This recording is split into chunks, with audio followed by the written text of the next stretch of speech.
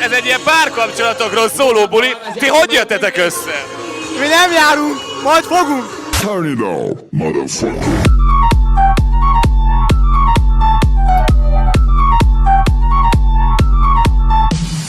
Mivel a balatoni buli élet mindig is a vadcsajozásról és a fergeteges táncokról szólt, ezért megnéztünk vadul csajozó és fergetegesen táncoló embereket. Most végre megtudjuk, hogy ismerkednek mostanában itt.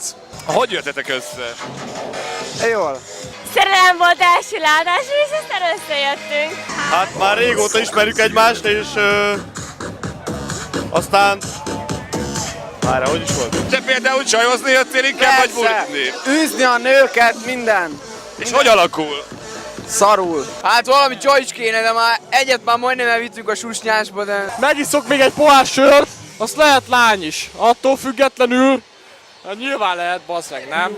Az összes rondanőt megtaláltam eddig, csak ilyen dagadtak, meg ilyenek. Nem jó. Milyen az ideális? Nem tudom. Jó a segge, érted? Elég jó ez a sapka. Azt mondjam! Mennyire buktak rá a csajok? Nagyon! Pontosan hány nő szerelmes ebbe a kockahasba? A kérdés az, hogy én hány nőben vagyok szerelmes. Az összes csajodon értem, tesó! Mi fogott meg benne? Hát a stílusa, a kedvessége és a romantikája. Ma hány előtt viszel haza? Egy fogja megnyerni a főnyereményt. Tudod, mindig egy, de az mindent visz. És alakul? Majd szólítok egyet.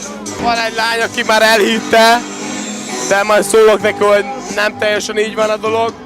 Majd szólítok egyet.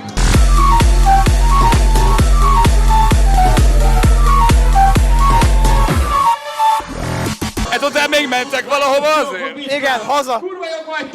Együtt? Persze, alap. De még nem tud róla, csak így, de így lesz.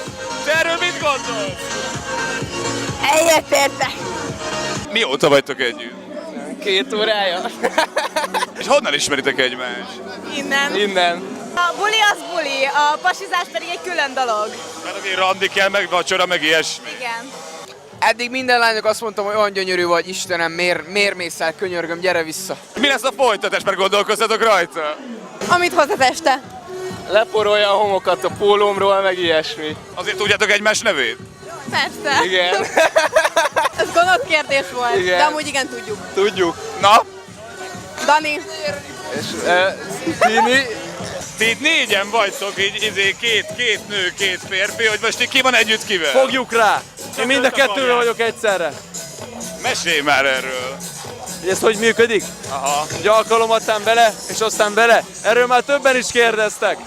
De ez egy működő dolog. De ezt így nekik hogy adod el? Nekik nem kell eladni. Mi a titkod? Akkor kezdjük el franciázni!